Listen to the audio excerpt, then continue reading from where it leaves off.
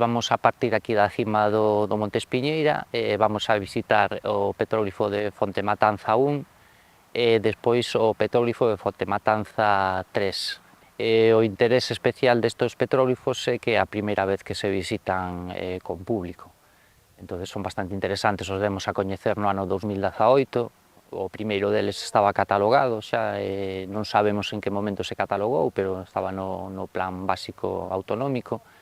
Nos pois o publicamos, son unhas estacións bastante interesantes de arte xeométrico, combinacións de círculos concéntricos, coviñas, formando composicións moi barrocas.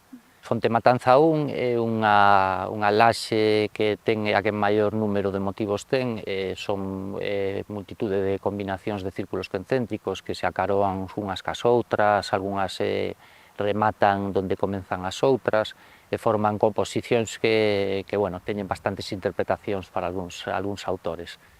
Fonte Matanza 2 e 3, que son as que visitaremos a continuación, pois esas son estacións ou restos de estacións que nos deixaron os canteiros, que tamén gustaban do mesmo tipo de pedra, máis cativas. Un delas ten dúas combinacións de círculos concéntricos e a outra que está xusto pegada a ela ten tamén unha combinación pequena de círculos concéntricos e dúas coviñas.